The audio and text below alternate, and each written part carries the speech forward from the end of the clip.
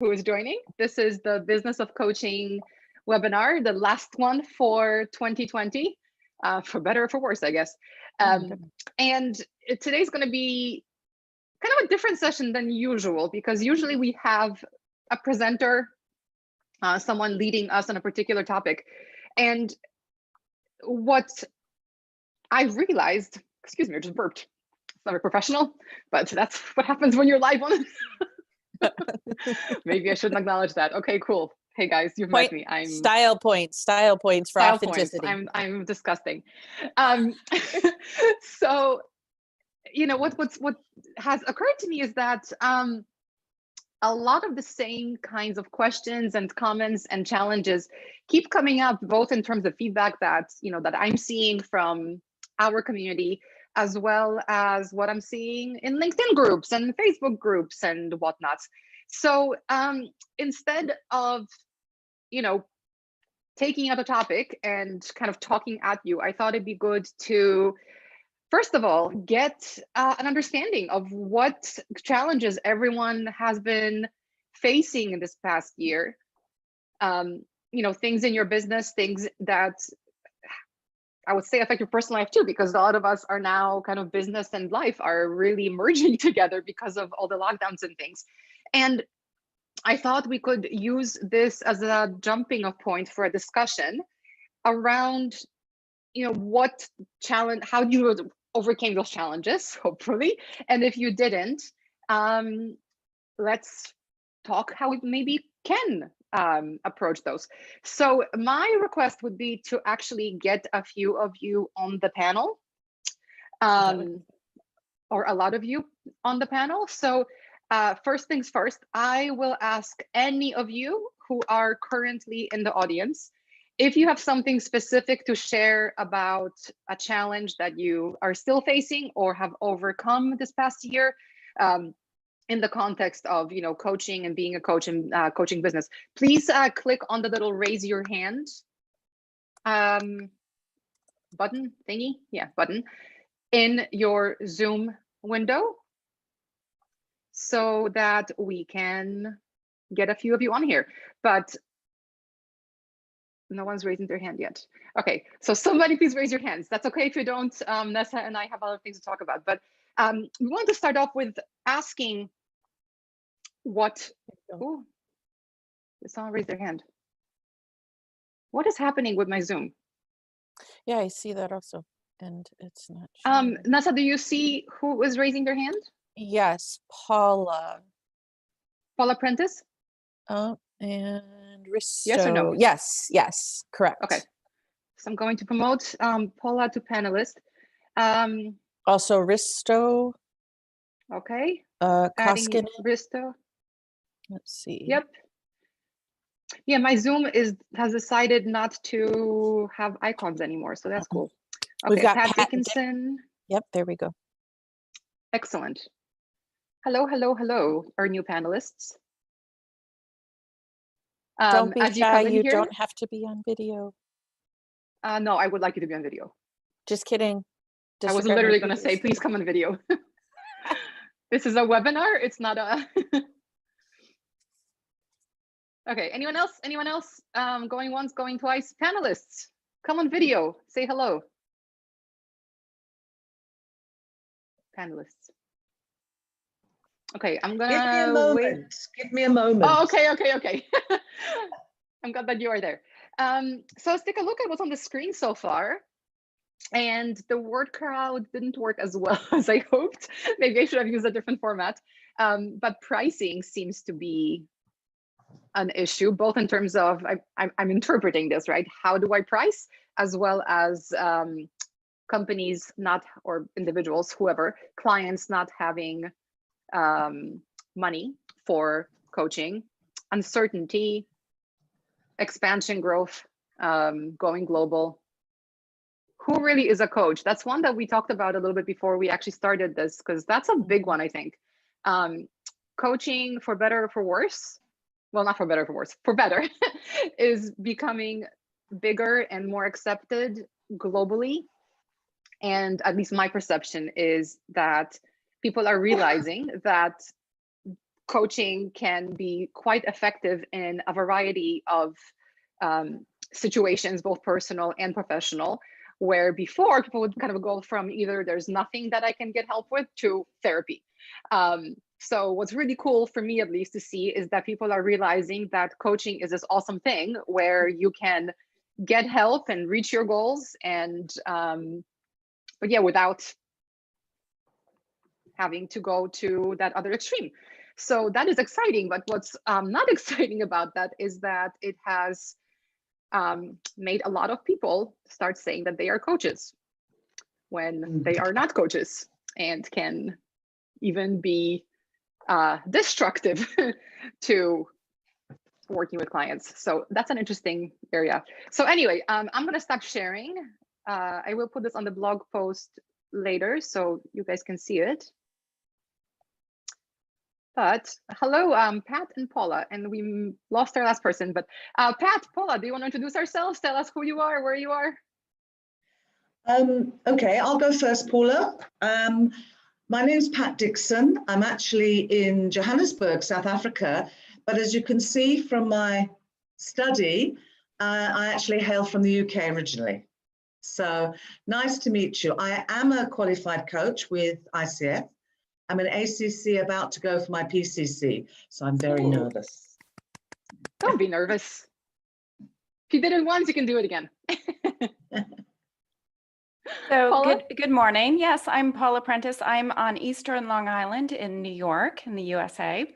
And so actually, Magda, it's interesting what you just said. So I'm one of those people, I'm in the process of the certification. So I don't like to call myself a coach because I'm a clinical social worker. So I'm licensed as a social worker, but I really find everything to do with coaching just exactly my wheelhouse, how it's been for the past 30 years. So I do fall into that category, and I'm intrigued by people who call themselves coaches, but they're not certified yet. So I'm on my way. Awesome. And you know what, like, it's not even the certification that you're in progress and you're learning. For me, it's, you know, there's a few groups that I've seen pop out on the socials, and people are asking advice of each other. And a lot of times I see the kinds of questions they're asking, and I really just want to, I don't know, either strangle them or just jump in and be like, no, please don't do this to your clients. Like, no, or refer them to somebody else more capable. That's what gets me worried. I think as all of us who've gone through coach training, we've learned that self-awareness is like the biggest journey that you go on, right? And when you work with clients, helping them with their self-awareness is another huge component of what coaching is. And a lot of the coaches who have no idea about coaching, I feel like, have zero self-awareness, and that leads to all sorts of problems. Yeah. Anyway. Pat, you're muted. Sorry. Can I just say something quickly? I actually see on LinkedIn today that I was working with, one of my old colleagues has moved from being an HR director of a large multinational national company in South Africa. She's opened her own business, like so many of us were forced to do. And she was very, very good in communication and human resources. And I did check, she has no qualification as a coach, certainly not on her profile. And yet she is giving herself the title of HR practitioner and coach. And it's that kind of thing that bothers me, because, yeah, you know, you've got some good counselors out there, don't get me wrong. And some people, certainly from, if you're linked to any kind of church, there are some very strong people giving advice, and good advice. But I battle with somebody with her, if I call credentials as she is in HR, a coach. So I just throw that out there. So an audience, please feel free to chime in. Like, anybody else wants to hop on the panel, let me know. But otherwise, just please use the chat to kind of answer along and give us your opinions. But what does that, both of you, Paula, you're in the process of becoming credentialed, and Pat, you already have your first and go for your second credential. Nessa's going for her first credential as well. Me too, even though, oh my God, this is a sore point. Like, I've literally been putting it off for a year. I have all the requirements. I'm such a bad example. And I keep telling myself, the more I say it publicly, the more pressure I'll put on myself, but I still don't do it. So anyway, I digress. So all of us are we clearly value credentials. And as a company, Coacharya clearly values credentials for a variety of reasons. But I'm curious, is this a problem that others in the audience are seeing? Do you think that, what do you think this is doing to credentials and to your business? Is it affecting you in a negative way, other than just, oh, it makes me cringe, I want to hop in there and help?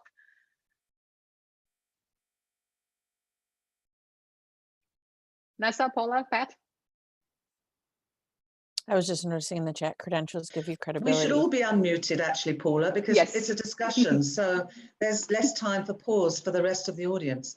I just said to you, actually, Magda, on the message to the panelists, the credentials give you credibility. It also gives you confidence. And one of the things I have to say thank you to Coacharya for is I've been coming onto the sessions over the last month.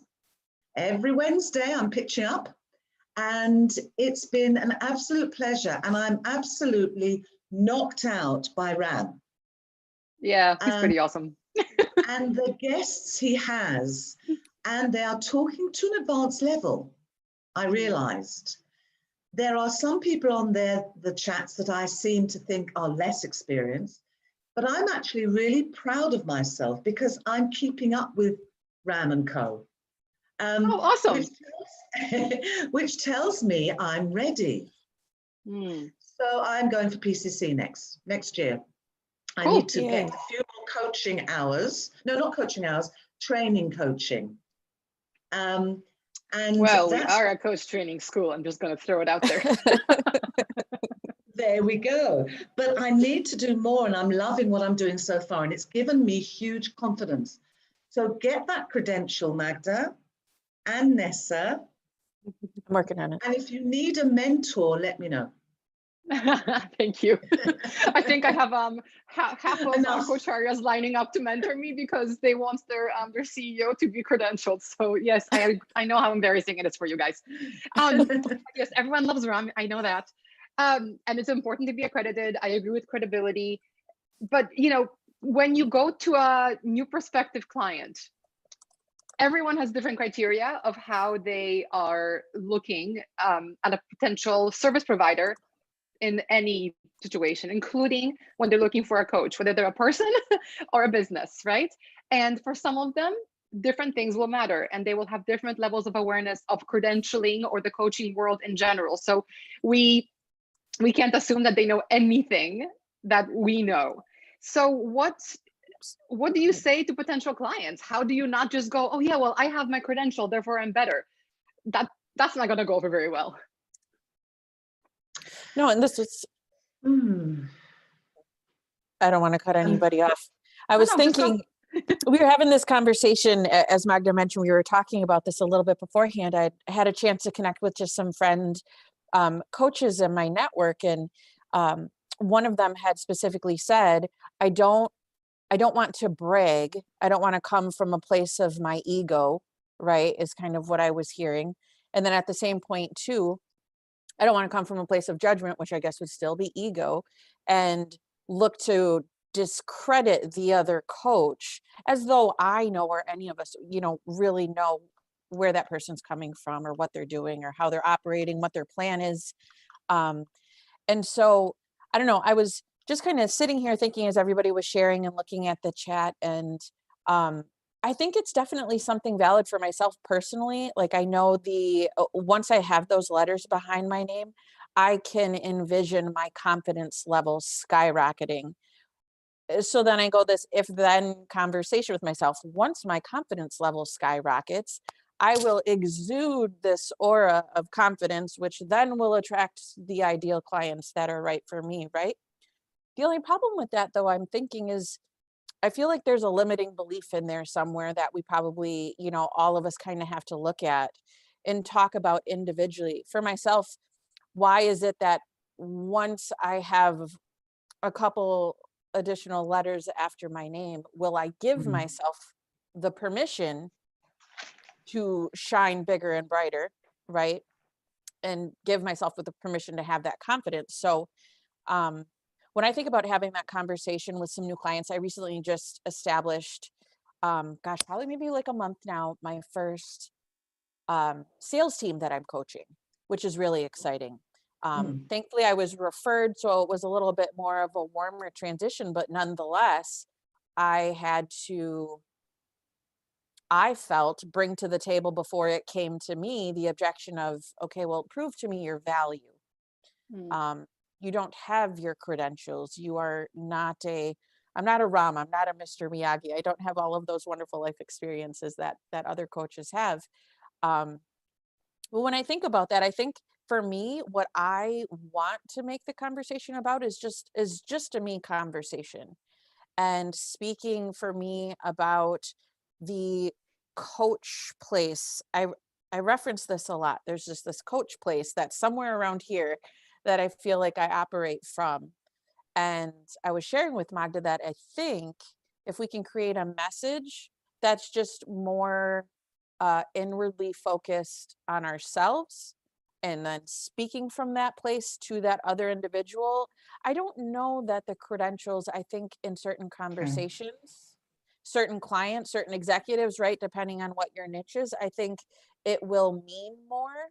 But I also feel that with our training and the experiences that we have in our professional background, I think we can have a conversation just as candidly as this and be felt through that.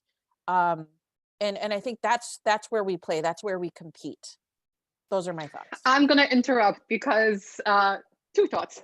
I don't necessarily agree with the experiences of Ram or anybody makes him a better, he's an amazing coach. Let's just put it out there. Ram, full stop, you're amazing. We all love you. Putting that aside, Ram will be the first person to tell you that anybody can be a coach, anybody can be a mentor, and anybody can be a healer. Frankly, that's something he and I talk about every time we talk about new programs, new webinars, new anything. It's why we started the Youth Leadership Program. We right now have 23 18 to 25-year-olds who we think can be as amazing coaches as any given MCC out there, and they have zero professional experience. So that's, I think, a self-limiting belief maybe that you have around this whole professional thing. But, and the other thing that I'm going to say, which kind of contradicts myself a little bit, I'm a marketer by training, right? The one thing that I've learned in my career is if you build it, they will come is not a thing that actually happens. It happens once, and it was a baseball movie, and Kevin Costner made it happen. It's not going to happen again. So even when you get that amazing, confidence you're talking about, Nessa, that comes with whether it's credential or scoring that amazing client, whatever it is, just because you have that, it isn't magically going to attract people, because that's just life. So Paula, I'm keen to hear from you actually, because you're in the process of your first credential. And you talked about not calling yourself a coach. And it's a little interesting, because I feel like you have the self-awareness to actually say that you are a coach, yet you aren't even saying that. So yeah, anyway, what are your thoughts about this? Yeah, I'd be happy to speak on that. It's funny you say that, because I do consider myself a coach, because the kind of training that I went through for social work and being a therapist and so forth was so geared toward that humanitarian type of modality, right, of treatment and cognitive behavior therapy. And so I'm trained in trauma treatment, anxiety treatment. And honestly, when you're working with someone as a coach, what I've learned and appreciated is that there are times when someone might slip, saying slip, as coaches, we work toward pushing them to the future, right? That future vision. As therapists, we're trying to manage something that's gone wrong, let's say, or a foul over or a miss or an unawareness or so many things.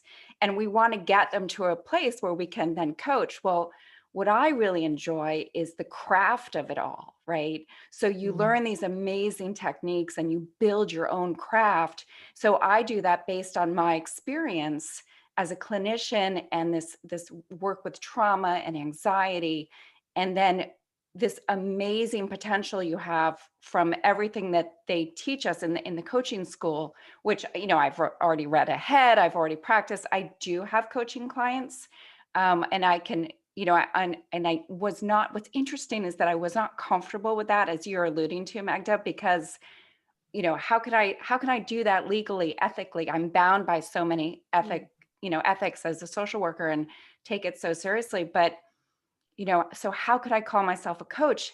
And then I learned, you know, the educators in the coaching school are like, you can absolutely call yourself a coach. And so I've actually spent a lot of time doing free consult calls, mostly around educating people on what coaching is, because a lot of people don't understand the difference between coaching and therapy. And my whole thing is all ships rise for coaches. We need to lift each other up and promote. There's so many different kinds of coaching, right? And so what someone's like, I have a different niche than maybe what Nessa does or what Pat does, but we all, you know, need to support each other in the field. Totally agree. And I just want to just a couple of comments that are coming up in the chat, because I think maybe we're pressing some buttons. You know, I want to make sure people know that we're not attacking non-credentialed coaches. That is not the intention at all. Yeah, because I'm one of them. 3 of us here on this screen are not credentialed. But the point isn't credentialed is better than non-credentialed. I think, you know, people talking about having a coaching mindset is the most important thing. And someone said that there are great coaches without credentials, just as there are poor coaches with credentials. Totally agree. A fool with a tool is still a fool. Full stop, right? So that's not the point. Coaching, excellent. I think for me, you know, if I put myself in the position of a client and I don't understand what coaching mindset is, and maybe I have the kind of issue that Paula just talked about, I don't understand coaching versus therapy versus mentoring versus whatever. And I have a budget in mind for whatever reason, because I've hired a trainer in the past, or I went to a therapist. I have some sort of benchmark that I'm evaluating, whatever it is. As a coach, you won't know any of that. You may hopefully have the foresight to ask some of that, hopefully the opportunity to ask some of that. But chances are you will not, because someone's going to go to your website or your LinkedIn profile or your listing on the marketplace, whatever, and they're going to go only by that information. And they're not going to know about your coaching mindset. They're not going to know about your commitment to the craft. All they're going to see is the things that they are going to see. And I want to make sure, I'm sorry if I'm talking too much, but I want to bring it back to the business of coaching, right? Because this is the webinar about the business of coaching, not the we are all amazing people who want to help the world. That's a given. I'm talking about how do we surface ourselves? How do we exemplify the things that we talk about? It's hard, right? And just putting up a website and saying I have a coaching mindset isn't going to help you any. And someone who's saying, oh, I'm charging $100 versus my colleague with the same background, I'm saying it's the same background, that's charging $200. As a client, how are you going to know? When somebody's going for a credential, Magda, the chances are that they will go to a coaching company, website, Coacharya, I'm not pronouncing it right, Coacharya, ICF, whatever. They would start, I would assume, with going to, okay, I need a coach, where shall I start? So the chances are, and somebody said to me the other day, more of the PCC coaches are getting business on ICF, it's a sweeping comment, than those that don't have. So I'm saying for business in coaching, the newbie client will probably go for somebody with a qualification. Now, having said that, I did a 360 and said, as you said, Paula, and so did Ranjit say, you can get some damn good coaches out there that don't have a jot of qualification. And well done them. Well done them. At the end of the day, that first session, when you use it as maybe a freebie, a meet and greet, a coffee chat, whatever, your true self will come out. And that will determine whether your client resonates with you. And that's what the important thing is, isn't it? And look, once the door opens, you walk through it. It's up to you what you're going to make through with what you find on the other side, right? Totally get that. How do you find the door? How do you get the door to open? Especially in this past year, I'm really curious to hear from also others in the audience. What have you been doing differently? I mean, all of our lives have changed, every single person on this planet. And as coaches, we are not immune to it. I think at Coacharya, we've had less of a change than others because we've always been online. Like, this is normal. Nothing has shifted. Every single training we've always done, other than a few in India, has been online.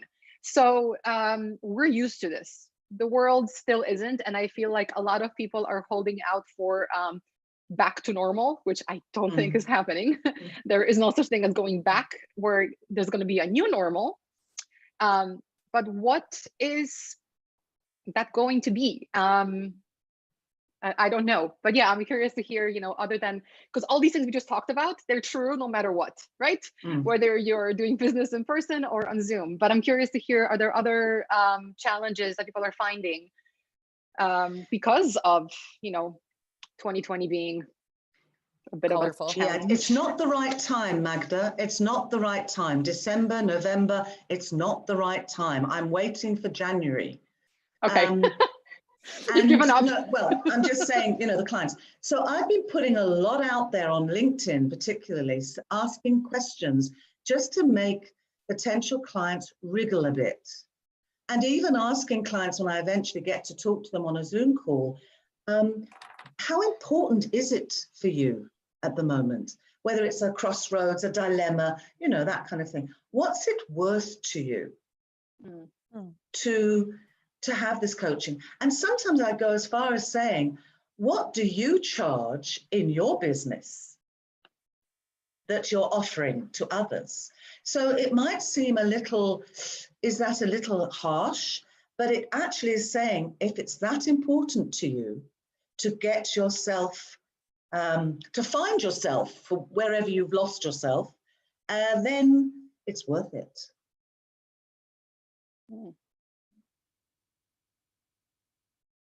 By the way, anybody else wants to hop on the panel, just please raise your hand. And Nessa will promote you because I can't see who raising their hand. So, it's so, as far as the business side of things, if I could make a comment on that.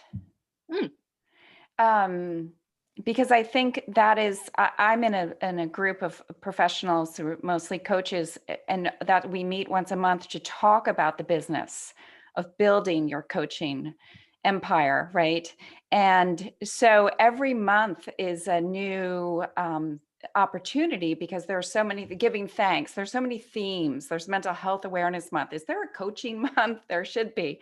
So there are so many opportunities to think about. So as far as building business, one thing I did this month was reach out to people and suggest, the holidays, especially 2020 holidays, so many emotions, right? And managing emotions, but also communication. And in coaching, we learn specific techniques for how we communicate, how we ask those powerful questions, right?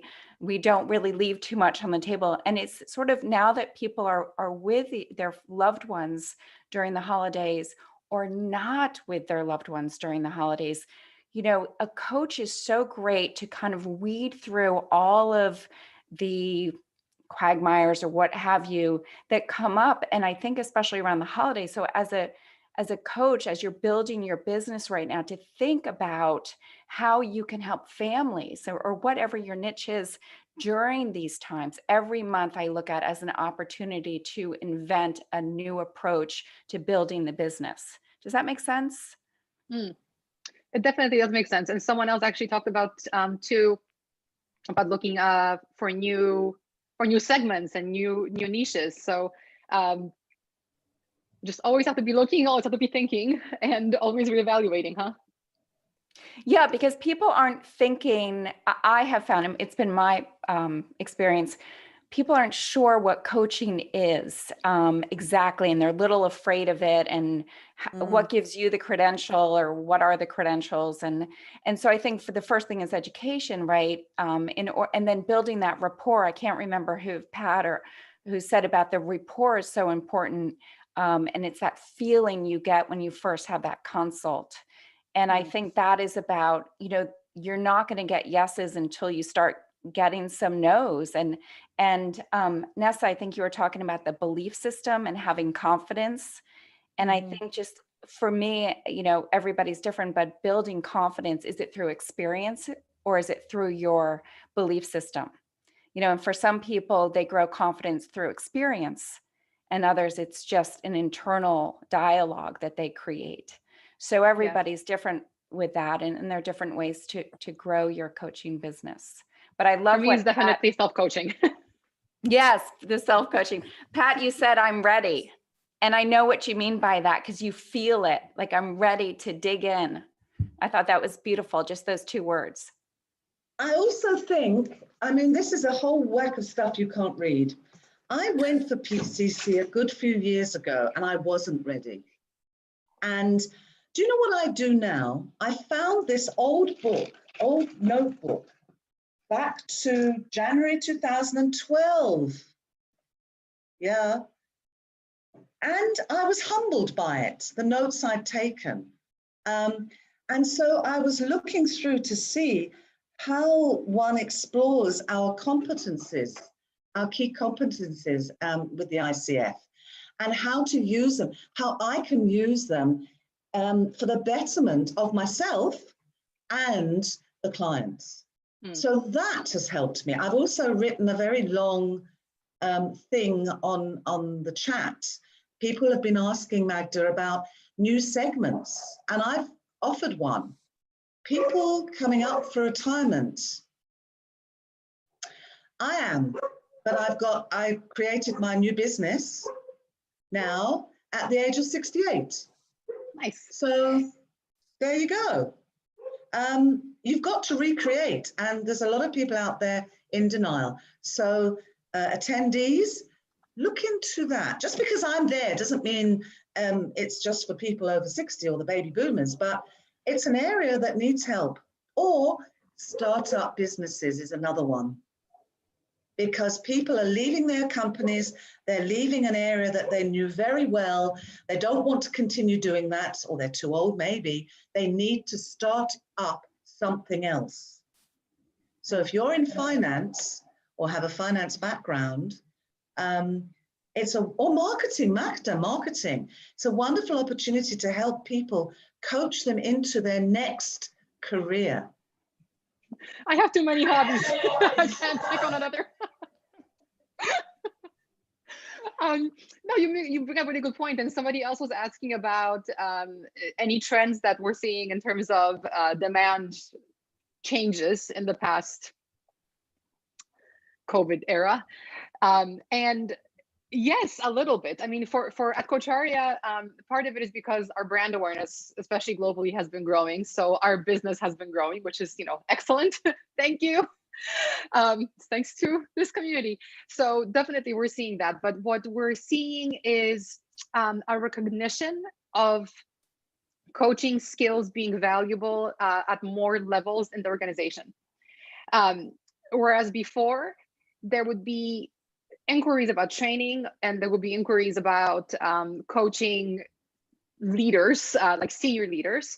Now we're seeing more, how do I scale coaching skills throughout the organization? How do I get more of my line managers, not necessarily, get a credential or become a coach, but get work on their listening skills and more, asking, not telling, those kinds of things. So kind of coaching 101. So it's definitely a trend that I'm seeing. And the other trend that I'm seeing, which is not going away, is because of the change of how we work. I did my MBA, but I can tell you right now that I learned kind of zero practical things in my MBA. It was great learning, but not necessarily applicable. So when I was thrown into my first team leader position, I didn't exactly go and look at my notes of what I learned in my MBA to help manage conflict between team members. So I just put it out there that most of us, even if we have the acronym, it doesn't mean that we got an education in being a team leader or a manager. And that is true for most people who are team leaders and managers. Many don't even have education in the particular field they work in. That's just reality of life. So what people are realizing now is not only were we all ill-equipped to be managers to begin with, we're now even less equipped to be managers of remote teams and distributed teams and doing this all the time with our teams. So a whole slew of new challenges have been emerging, and I think will continue to emerge as companies are realizing that, yeah, there is no normal anymore. There's going to be a new normal, and we're still working towards that. And a lot of companies already said, working from home for the rest of your life if you want to, or working from home twice a week or whatever. There's a whole like slew of that. But what that means is that we all have to unlearn old habits and we have to learn new ones. And I think that's going to be a huge opportunity for coaches, because who else is better positioned than to help people discover new competencies and unlearn old behaviors than coaches. So I would say look out for that. I'm already seeing it from some companies. Yeah, marketing was definitely not my forte. I came out of a corporate company, hospitality. Of course, that died a death, and found myself out in the desert, really. I looked around, where are the coaches? Where are the people that need coaching? Up until then, I'd been given them to coach. Now I had to find them for myself. So here I am at 68, a startup business with a new company. Yeah, where do I go from here?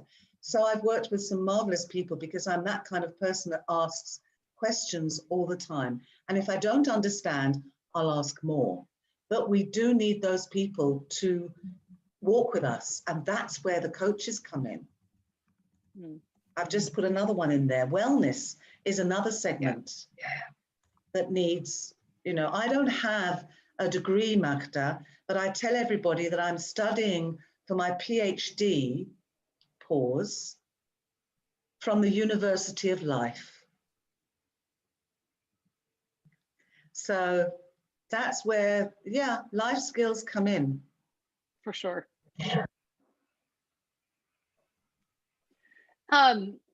So I think this may be a nice place for us to look at another Mentimeter. So I'm going to share my screen again. Oh my gosh, I lost all my windows. Thank you, Zoom. Okay, I am curious, based on our discussions so far, as well as things we haven't discussed yet, what does the audience think are the biggest opportunities that 2021 will bring us as coaches? So please head over to that same link as before. Let's see if, nope, I don't have a copy anymore. So sorry, just go to menti.com in a different window. Please don't leave Zoom. If I can figure out how to get you the link again, I will. Magda, you see, here's this oldie who has limited understanding of Zoom. How do I get to menti.com without losing you? You go to a different window. Hold on, that's okay, 1 second. I found the other link. So if you could, you got the link? Yes. Awesome. So anyone who's watching, if you click the link that Nessa just put in the chat, it won't make you leave Zoom. Don't worry. It'll just open another window so that you can see. Thank you, Nessa. You're very welcome. So yeah, let us know, what do you think are the biggest opportunities? And you can just put in single words, phrases, whatever. It's going to be a word cloud as before. So we shall see if it's what will come up. And then in the meantime, the other thing that I will put in there is, oh no, I lost it. Oh no, wait, hold on. I'm really challenged today with like everything. Surprised that I can even speak full sentences. There's a little video that I recorded like a year ago. It's literally 2 minutes. But if you want to take a look, it's a coaching versus therapy versus mentoring versus counseling to kind of show the different interventions on a scale of future, past and future focused and asking and telling. It's an oversimplified way of looking at coaching, but I think it's a nice way to differentiate at least between the different disciplines. It might be helpful to you with your clients. Feel free to use that video. It's just on YouTube. It's public. Okay, so people are putting in their answers. Excellent. Adjusting, leadership development, workshops, family business, self-reflection. Gen Z, man, Gen Z, yes, I agree. For me, wellness is coming up as a big one. Gen Z, to me, thank you for existing. I think that's who's going to save the planet, full stop. All of us on this panel and in the audience, I don't care how old you are, we are the ones who messed up the world. And I consider myself a pretty eco-conscious person, and I put myself in that category. We messed things up. Gen Z, oh my goodness, like, I think if we survive as a species, it's thanks to that generation. End of rant. Relationship coaching, interesting. Breathing, empathy, team coaching, mental well-being. It's interesting. So we touched on wellness a little bit, and it's coming up here. And what coaching for politicians. Too soon. You know, what I'm wondering about is mental health and self-care and the idea of wellness and charging for it, because there are so many apps that are out there. There's so many different options for participating in self-care, and we know that coaching is a great way to help people. But yeah, how do you talk to someone, I suppose, of working with you as a coach versus, you know, just going on an app that promises you the world? I'm curious. Anyone? Yeah, I actually have some thoughts about that, Magda, because self-care, right? The first word in there is self. So we need to know who we are, have that awareness. There's a lot of, you know, self-awareness. There can be self-sabotage. There can be so many everything, right? And so when we work with someone like a coach, as opposed to going on an app, I believe that the self is in the room. It's really seen. A coach brings the self out, places it on the table so that the client can see who they are. And that's the craft of coaching, right? Asking those questions so that we see ourselves in a new way, develop some insight, et cetera, et cetera. So when we talk about self-care and mental and emotional and physical health, it's so important to me to have that rapport with someone, because they're going to use that wonderful technique of mirroring and reflecting back, maybe even parts of us that we don't see, and maybe need help to uncover before we can, you know, lose the weight or reduce the anxiety or whatever it might be. A dear friend, colleague who's a coach mentioned to me the other day, you know, when you're marketing, because I know this is the business of coaching, so I just want to throw in a marketing comment. When you're marketing to someone about losing weight, and you as a coach, you say, well, you're going to learn this amazing eating plan, and you're going to have a new relationship with your body. And really at the end of the day, the client's like, no, I just want to lose weight. So the beauty about coaching is that we can help them to attain that goal, but along the way, those connections that we're making, those steps that we're taking are showing them who they are, getting the self-care involved and teaching them how to make more healthful meals, how to do things for their body, how to feel their body. And, you know, when you're on an app, and look, I don't want to put down apps. They are life-saving for many people. But an app, to me, the limitation is that connection piece, that authenticity that's missing when, let's say, if I'm working with Pat, you know, and she's going to talk to me in a way that I might really need. And that app, you know, maybe is different. Let me just say it's different. Is that fair? I think that's a fair point. I think so. I don't think they're exclusive. I was just, you know, trying to be contrary. To me, they both have a place and different benefits. So I'm all for all the different interventions together. But okay, so a couple of themes that have come up for me during this conversation. Visibility of yourself, who you are as a coach, and just like with most things in life, proof is in the pudding, right? You once you get to work with the coach, you meet them, you have the chance to really showcase why you're so amazing. But to get there, you need to first get people to be aware of your existence. So I think visibility is one thing, and being able to showcase those special individual things about yourself that make you a right fit for that person. So what can, you know, at Coacharya, yes, we do coach training, and of course we have clients, but the reason we do this webinar and all of our webinars and everything else that we do is because we truly want to, and hopefully are, democratizing coaching. Because we understand that this is a benefit that can be felt for anybody. Like anybody can be coached. We always say no such thing as uncoachable clients, only unclientable coaches. So, you know, we want to give access to coaching to people. In the future, that probably will involve some sort of self-coaching technology solution to help those who can't get to a coach for whatever reason.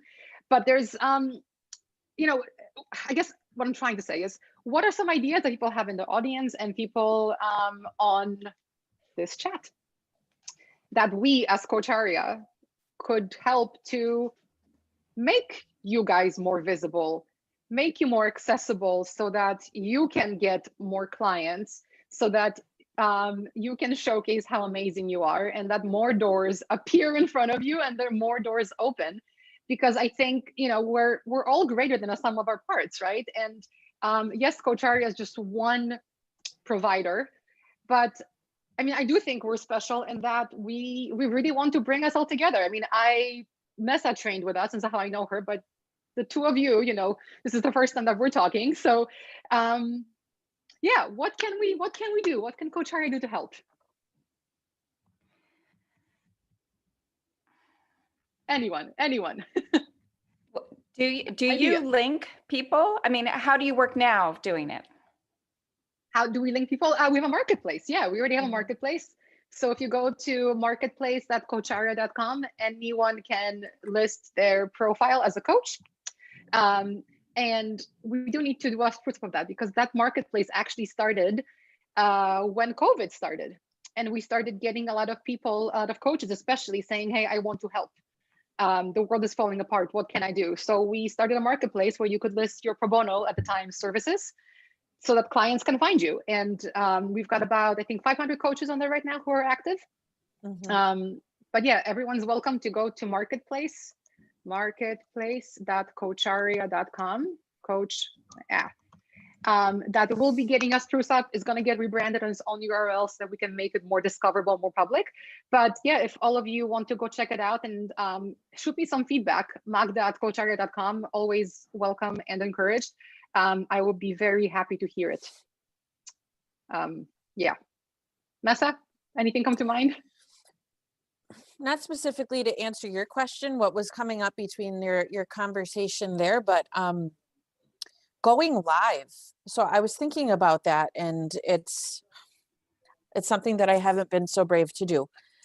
But that being said, I know others who have gotten very comfortable with quick 30-second, minute long, I don't know, people these days have the attention span of a flea, but I think there's value in it when we're talking about how can we present ourselves. Because I'm thinking from a sales perspective, from a business perspective, I can only divide myself up, you know, like the pie is the pie. I can only cut this and slice it so many different ways, but I'm not going to get more pie no matter how I cut it. And so I think it's important for my business, for our businesses, that we have those passive means of recruiting clients and putting that content out there, but specifically that live video content, or just generally video content, gives the feel. I can feel your energy over this Zoom call. You can feel a connection with somebody on a Facebook Live, where we can, for myself, I know that me sitting here speaking, opposed to me trying to capture it down in written word, it's just not the same. And sometimes it's very difficult to try and articulate what it is that we're feeling. And so I was just thinking about that, like when we're looking at opportunities for 2021, when we're thinking about this next generation who's going to save us, fingers crossed. But this is how they communicate. You know, this is how they want to meet people. Connection looks a little different nowadays, but I think ultimately we all crave the same kind of connection. And so, I don't know, I'm putting that out there. Try to go live more, try to create that content, put yourself out there in a passive way so people can find you when you're not face to face, you know, shaking hands, kissing babies, or whatever the case is. So I don't know, that was a thought that had come up. I don't remember who was speaking. It's a good thought. And I'm going to add to Yeah. that because, again, as a marketer, one of the biggest reasons why Coacharya has grown is because of SEO. And I'm usually not one to be like, good job. Oh, hello, Sailor. Oh, I just hit you accidentally. This is Sailor. He's my co-host always. But SEO has been something that's helped me big time in my career, and it's been really good for Coacharya. That's search engine optimization. So visibility in Google, showing up in search engines. So when you concentrate certain types of content, good things happen on Google, and Coacharya is in a really good spot. So if any of you want to actually do guest blogs, or you know, if you're doing any videos, you know, share them with us. And I can't promise we'll publish everything, because you need to make sure that it's, you know, the right quality and et cetera, but please send them over. I'm more than happy for you to be guest bloggers on Coacharya's website, because it's good for us, obviously, but it actually is good for you because we are very discoverable in search engines. So chances are it's going to be more visible than just sticking that, you know, on a personal blog somewhere. Just throwing it out there. You know how to reach me. Thank you, Magda. I'm taking you up on that. Thank you. I'll send something. Me too. Yeah, sounds good. For sure. Yeah. Yeah, I'm going to do, I've got a video, which I might share. But I also want to encourage people to do workshops. I'm building up to doing one in February with a co-host who's a well-known South African author. You'll never pronounce her name, so I'm not going to write it. Hanneke van Zyl. Do it. Now you have to say it. Okay, all right, I'll tell you what, I will put it there. Hanneke van Zyl Edeling. I'll write it as I'm speaking. Van Zyl Edeling. She's written a book called Over the Moon, which is based on the retiring kind of people. So we're going to do this joint workshop. We're not charging a fortune. It's not about that. It's about getting connected and getting people to say, you know what, I like what I'm hearing. I want them to coach me. So, and you know what, that actually gives me an idea too, because the marketplace, again, it started as a free marketplace for people who really needed help when the world was starting to fall apart. But our next step was now to rejig it so that people can have more of the paid services. They're already there, but like just more of that. But maybe we should also put workshops on there. So if you're listing your services and you're not just listing you as a coach, you can list your workshops. So I love that idea that I just thought of. Yes. Just kidding. I need to pat my own back sometimes, you guys. I know that you thought of it. But good job, Pat. So yeah, if any of you have workshops, etc., don't do it today, but like maybe by end of the year, go to the marketplace and I'll make sure that we have a new option to list your workshops too. Wonderful motivation. Now, Yay. Magda, go and see if you can pronounce that name. Well, I said it before, but I wasn't reading it. I was repeating you, and I forgot what I said. Anyway, it doesn't matter. I'm just teasing you. Very South African, Afrikaans name. But anyway, the point is that she's well known, so she's got clients, and cool. I'm a sort of startup, but she wants me there to be the sort of energy. Great, that's my job in life sometimes. Slash the only job I have. And on that note, I might start wrapping us up because we are at 4 minutes to the hour. So I'll invite all of you to give us some closing thoughts, but I'm happy how this turned out. I wanted to experiment and see what would happen. And I really liked this webinar. People are asking about the chat. I think what should happen is when you close out of Zoom, Zoom should give you an option to save the chat, but it's okay if it doesn't, because I fully intend to take what's in the chat and take the slides of the opportunities and challenges and this video, and it'll be embedded on our blog. So coacharya.com/blog. I'll try to get it up tomorrow so anyone can revisit this. But I think, if there's one thing that I can say as my closing thoughts for this is, first of all, thank you, especially to our volunteers who came on screen. This is already great. You can use this as a marketing piece, perhaps. There's some little videos that you can maybe grab from this one. See, you're already getting benefit. And to our audience and for all the comments. And, we go much further together. A few months ago, we had a webinar with Nobantu about Ubuntu coaching. And Ubuntu is this concept that I've loved ever since I learned it in 2005. It was my old company, Holland Insurance. It was one of their company values. And it's just such a lovely way of thinking about, living for the community with each other. It's not about how far I go by myself. You go much further together. And I think that's true for us, as in Coacharya, the company, and the individuals who maybe didn't even train with us. That's perfectly cool. And you with each other. Pat just talked about her partnership with an author. Neither one of them can do what they're doing that they are doing together. And I'm seeing that happen a lot. And I encourage all of you to do that.